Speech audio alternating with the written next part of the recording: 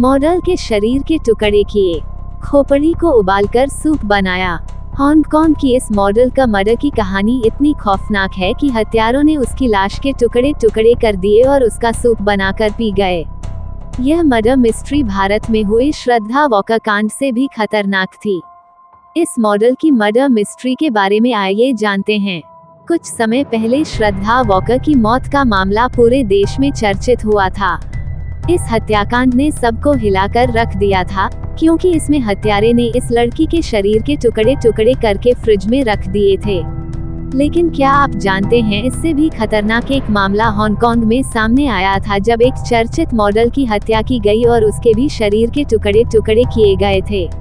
लेकिन इस मामले में हत्यारों ने उसकी खोपड़ी का सूप बनाकर पी लिया था। जब इसका खुलासा हुआ तो मॉडल के पति का भी नाम सामने आया। दरअसल हांगकांग की इस मॉडल का नाम एबी चोई था। 28 साल की मॉडल एबी चोई का अपने पूर्व पति और उसके परिवार के साथ संपत्ति को लेकर वित्तीय विवाद चल रहा था। इसी को लेकर विवाद काफी बढ़ गया था। इसी साल 21 फरवरी के दिन एबी के परिवार के लोग उनके लापता होने की रिपोर्ट दर्ज करवाते हैं। मॉडल के गायब होने से पूरे शहर में हड़कंप मच जाता है। गायब होने के कुछ एक दिन बाद शहर के ही एक घर में एक फ्रिज में उसके शरीर के टुकड़े पाए गए।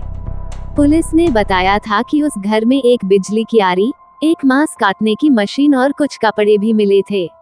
इसके बाद की कहानी और भी भयानक रही।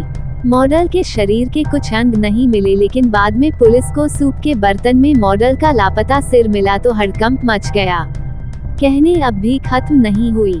जांच में पता चला कि सिर पर कोई त्वचा या मांस नहीं था, वो गाजर और मूली जैसे सूप के टुकड़ों के साथ सिर तैर रहा था। यानी मॉडल के सिर का सूप बनाकर पिया गया।